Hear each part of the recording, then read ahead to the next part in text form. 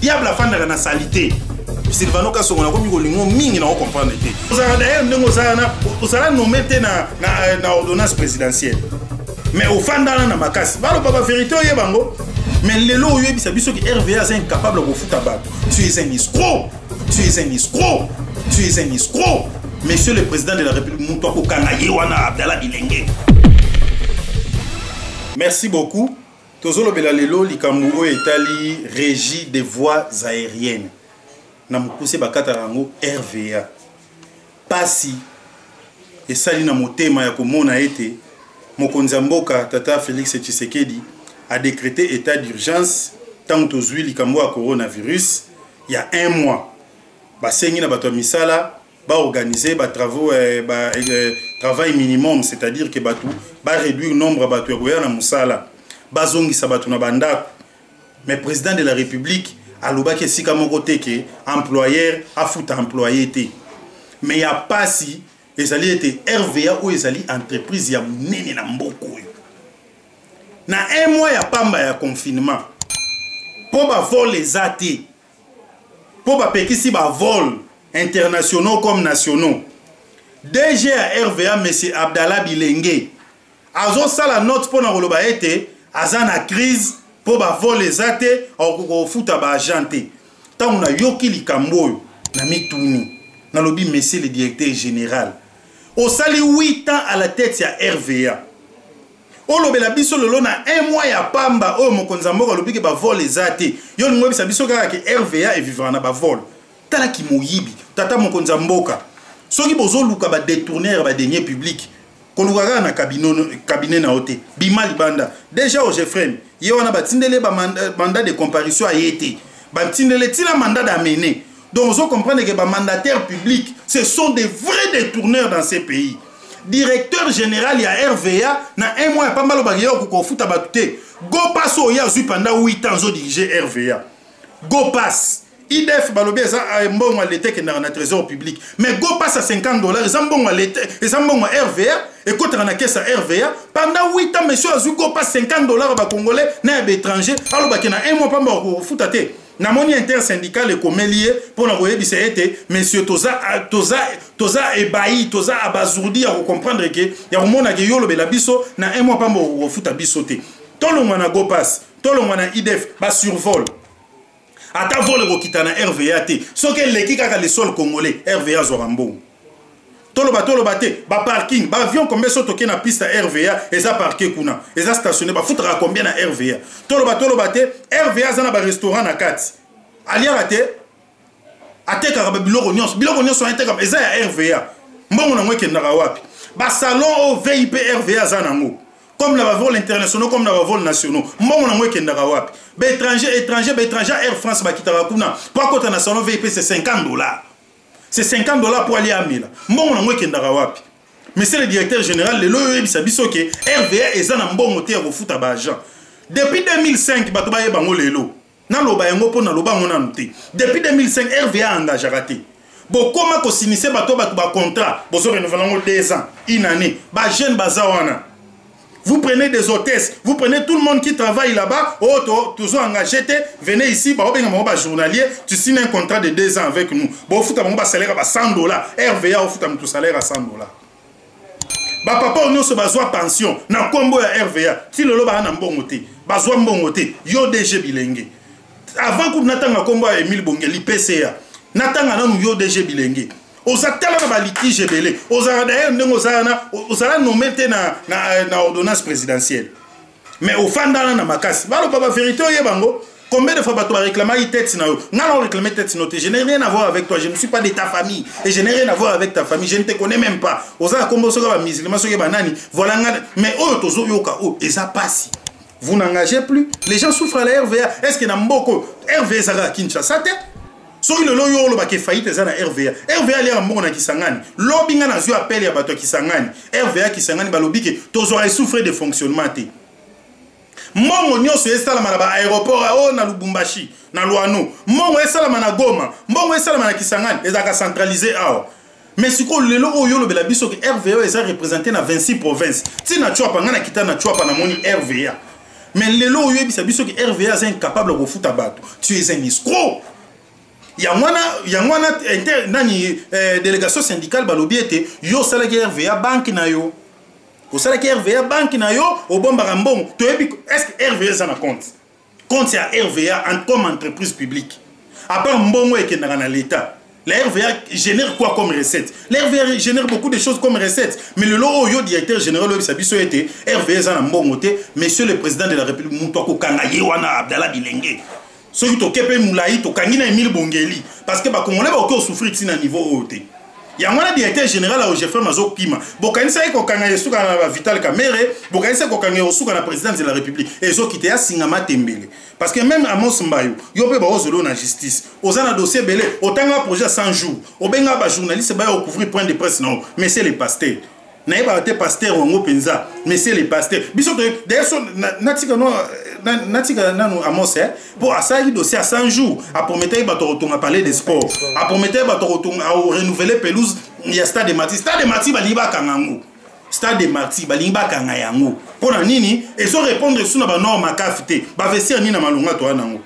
Donc c'est-à-dire que bino nyonso oyo bomona yi Congo ko machine na bino ya production ya mbongo. Pendant que les Congolais sont en train de souffrir, incapables de recevoir 3 masques à 7500 pour attendre la journée mobimba. Mais monsieur le DG à RVA, ozo yiba mbongo ya batu. Ozana ba litige, nazala dossier à 5 personnes, ba kenda ba senga mise en liberté provisoire, mise ba benga ngoni. Mise en disponibilité. C'est-à-dire qu'il faut remplir la tâche, c'est automatique, mais c'est le directeur général. Nous tous ceux qui mise en disponibilité, ceux qui chargent qu'on remplir, attaque comme ministre, attaque comme député, ceux qui ont zonga la musala na ngai na RVA à kozonga. Je suis journaliste. Quand je suis allé dans un cabinet politique, j'ai demandé à la RTGA na mise en disponibilité. Mais tant que mandat na ngesili na cabinet politique et si na zali conseiller en communication, RTGA a discuté azongi singa na musala. Mais monsieur le directeur à RVA, oza na ba dossier à bongo, ozo samba na batu. Na boyi natanga ba kombo na bango. Donc c'est-à-dire que dossier à RVA et zaï dossier au Tata Mokonzi, il faut avoir au sérieux. Pourquoi? Parce que il faut batuba koya kuna pour que Congolais ozo travailler na RVA. Mundele, bino maka mundele wa zaï directeur général à RVA amona na bureau, amona montre tambola na mire. Kosaka na Congolais te. Déjà kimatika jeep. Mais c'est Abdallah Bilenge, soko lingo kimotika jeep te. Na ebiso batata ba mamo yo onyokola na RVA. Keba na bango. Merci beaucoup. Ton le but quand on a deuxième dossier, où ils allaient à Mama Yemo. Et ça passe. Pemawa. Le lot Mama Yemo biso to yeba ki ango, so ina bota mina Mama Yemo, et ça luxe. Et ça luxe. Bon nga bota ba nga Mama Yemo tenga na pena vraiment na cité na bota na ngaba na petit pont. Mais le lot ba parents na biso bande ko na biso ba bota na ba Mama Yemo ba beta ka tolo bande ko beta tolo. Eh nga ba botinga na Mama Yemo. Nga ba botinga na Mama Yemo. Mais le lot ba to ba komi ko préférer o ke bota na bangaliema d'ailleurs ko ba to ba ko mo ki mangaliema. Na ebite mama Olivier ba do salaki nde moki meki mo bongisa maternité ngaliema ezongeli au Saturne yango. Mais Mama Yemo, eze sous l'exte ko bota na Mama Yemo. Moi si non tinda ke bota na Mama Yemo banga kufa. Mama Yemo ozanga kura ba bébé prématuré bazo kufa. Mama Yemo azala machine ngai na uti ko sala plaidoyer pour l'enfant congolais ngai Bernetel Makambo na sali plaidoyer pour l'enfant congolais. Nous avons visité l'hôpital pédiatrique ya Kalembelembe. Nous avons visité Mama Yemo. Bosana ba scanner te, bosana ba machine malunga te. Ba bébé le lobo botalo na Mama Yemo, c'est un danger. C'est un danger. Mais ba prix na bino ezandenge nini? Bozol ba ke Karmapa o Ayembi parce que na oki lelo il y a une plainte déposée contre Karmapa qui est artiste et musicien pour Ayembi. Luambo Makiada banda ko dénoncer kutu batwa. Mobutu akangaka ye. Mais l'artiste musicien doit faire son travail. Pourquoi on l'appelle éducateur de masse? Na lobby ya Mama Yemo ko bota na Mama Yemo le zay sous l'XT. Basta l'opération Mama Yemo le zay sous l'XT. Obuka ni même lokolo. To banda okena ba centre ya balabala te, mais le loba to bakomo okena ba première rue, ba to bakomi ko suka na centre d'handicapé, bakomi ko kima Mama Yemo. Batu batika na Mama Yemo ça ba démini ba protéger lumba solo na Mama Yemo kuna. Est-ce que mutu penza oki kokenda keta la maladie alobi to lia na maladie ensemble to lia fufu na Mama Yemo ngana ko lia fufu na Mama Yemo te solo na koyoka na Mama Yemo yango Félix nani le karma pas lobiete ko mama emo ezali sous hôpital te ba mpuku bazolia mitulu ya bana o ba bwakaka bilei na bango yangwana mama emo nani Félix nani le karma pas lobi ba morgue mama emo solo est-ce que ça le kuta to tuna bato bafanda rapemene azoti to tuna ba mama ba teka na grand marché ba bisa bino solo e bimara na morgue mama emo vous n'avez pas du courant électrique ba dénoncer te mai na mama emo bimara na passe mai na mama emo e bimara na passe balo bangote mais c'est le directeur ceux qui médecin directeur ya mama emo c'est que l'artiste et musicien le karma pas fait et ça pour na kosunga mama emo tant to ganga ki na ba média tozo sunga bino mais bino sunga biso te biso ba journaliste to na biso ba sali ya peuple to ça na biso musala pour na bino mais ceux qui ba dénoncer yo et que le besa règlement de compte ce ko zandoki il faut le mona musala wana nazo ibisa tata mokonzi il faut bal tango on nommer bato wa kala mingité yo médecin directeur mama emo faut balongola yo les karma pas lobini oyo kotungisa yo bozaki na courant électrique te moi c'est à Vital Kamerhe tata na biso azana prison mbote na pavillon 20 places azali et pavillon 8 pavillon 8 places azali na 20 personnes na place à 20 personnes moi si na ye na mbongo to ebite so eza na mbongo ya 100 jours bon wana ezaka mbongo l'état ezongeli mbongo peuple ezongeli peuple akepe sabino groupe électrogène mais boye bisanga groupe électrogène na so depuis besoin ngwepela pour ni aux incapables rechango carburant pour ni aux incapables rechango mafuta babe lo lisusu mama amida to mama Denise Nyakeo to mama Oliva ya ochelo carburant pour ni olive le ba ko visiter mama emo tasuka ne na ngaliema parce qu'il y a pas de sérieux na mama emo ba pesi ba masque mama Denise a pesi ba désinfectant au cabo ile ngo personnel nyo so mama emo au cabo ile ngo personnel nyo so mama emo to lo baté. C'est-à-dire qu'il y a des choses qu'il faut déplorer. Tant que déplorer les kambou, et ça te peut pas le kamutu na yo. Nga ebiote na tika lo mono kuté. Na mona go jour na ko accompagner Amida après sa groupe électrogène. Yo mais ngina yebiso été o bato bazali ko sala ezali pona ko sunga hôpital mama emo. Ezongela luxe nango. Mama emo wana ezaka comme mkonza mboka kala. C'est-à-dire que muto okiko yate na Congo, ba kende ko traiter na hôpital mkonza mboka kala, mais akota boye amona o okiko mona wana. C'est démoniaque. Diable afin de la salité. Yamana balo banya ou balila pa pamba na mama emo. Banya wana emu subandoki. C'est démoniaque. Banya wana ba na mama emo poani. Ba mpuku ba na mama emo poani. Diable afin de la salité. Place à kuti bobo ka biloko bana wapi. Ba no ba bébé prématuré bobo ka bango wapi. Dites-nous. Na na place incinération, place otumba bato. Des amétanines. Ce sont des choses qu'il faut peuple à dénoncer. Tant que vous dénoncez papa Félix Tshisekedi et Sengeli Atala lobake mama emo ça vraiment un problème il faut to sunga mama emo to kotisa yango na liste ya bopito oyo et Sengeli za la réhabiliter c'est le souci de tous les Congolais na moi si ngaza na zemi so ki loba de réhabiliter mama emo je peux dire que ma femme toke na mama emo bota kuna mais ngana ko moi si mama emo te abota na atana yolo sida kena kene na ville. Vous voyez un peu, donc ce sont des choses au bazoloba. Et puis, parce que les lots centre dialyse, voilà. Et ça dit, moi, babayer. Mais centre dialyse, comme ils ont biloko et comme ils ont matériel, parce qu'il n'y a pas du sérieux. Il n'y a pas du sérieux. Il y a une machine nini adaptée au besoin de mon maman. Na maman, on va ça la IRM. Na maman, on va ça scanner à qualité. Na maman, radiologie à maman. Il y a des besoins d'étanine. Machine à radio na bineza netani eza machine ya fufu na wenzezot. Aujourd'hui nous ne sommes pas dans tosser les sous machine wanate que les gens ne déplorent pas ça.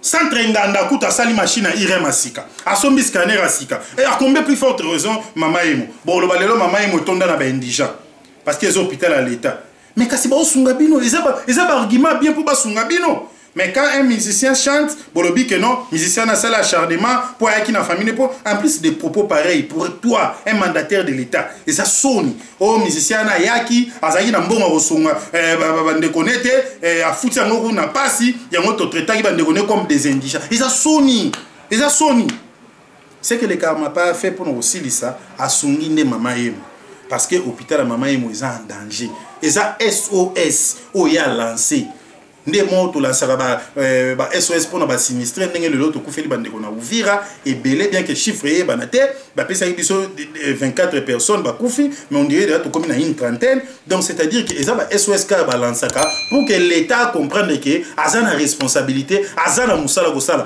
na 5 ans wa fachi soka bongisi mama emo te nga ata fachi a postulé na ça contre campagne na ye pourquoi parce que mama emo eza hôpital ba bataille eza le miroir de l'hôpital à Congo. pour cinquantenaire batielaka biso na IM fallait batika na bango IM ezanonga école soki ba militaire ezalaka ba yeba komisi IM cinquantenaire lelo cinquantenaire qu'est-ce qu'il y a là-bas ba maladie ba kanyo so ba coronavirus bazo banga ba obo ya ngaku tuso ndeko na ekokoma kutu te mais soki na yebi mutu abeli coronavirus ke bochelinga na cinquantenaire na okende ko pindola ye pourquoi bato bazo kima yango. Donc vous voyez, bon plutôt bon médiatiser mingi, mais apparemment pour la prise en charge, bah Congolais, tout quand c'est au Kende sous NDT, Ndango, bah Congolais, bah Kenda Kaka bien que le lot au moyen au Kindango, c'est pour le coronavirus. Donc voilà un peu ce qu'on pouvait dire pour notre dossier à Mama Emo. Tout est sérieux dans la gestion et l'eau à l'État, tout est sérieux parce que Mama Emo quand on débat Kenda au de la ville indigène. Na mon non l'État bimisa mbongote pour nous que soit indigène na morgue, yangali mo pas kunda bango. Na mona l'état bimisa mbongo te pour le rezoba indigent il y a cinquantenaire na morgue à cinquantenaire pour ba okunda bango mais ba kenda na mama mo po ba ebete ezali établissement sanitaire à munene ya l'état et que esengeli ko sunga yango tout ça sérieux na likambo monsieur le directeur général tika karama pa fana na ye ase ba musicien na biso to lembi bango ba yemba mitaka la basi soki bato bandi oyembela biso banzembo wa bongo biso to osepela to lobiki ba musicien bandi ko se soucier na mboka na biso ndenge bazo yemba pona coronavirus soki ba yembi mama yemo ndenge ayemba ba député lo ba député ba lingara basi ba député ba gangaka menzoka nde a dénoncer ki likambo ezalaki fait social o eza vécu tous les jours parce que ti lelo ezali na mituka ba député ba tia ngo ba filmer ba boya ba filmer mais ba député bazaka na ba filmer ba ministre ba aka na ba filmer soko zolanda gyrophare na bango okanisi ministre na kati nzoka nde likamu na e awolande na grand hôtel awolande soki wapi c'est-à-dire que ça ba dénonciation au peuple au sala pour que to sauver mboka karma pas sauver mboka ngaso kutu na zai karma pas so na zai na mbongo na nga na ngena sela karma pas carnaval a munene na yolo awa pour que batu ba betele maboko na nzembo wana aye ko sunga biso basi na biso bazongela ko bota na mama yemo na ba conditions ezali décentes. Donc voilà un peu ce qu'on pouvait dire. Bandeko Balandi, merci.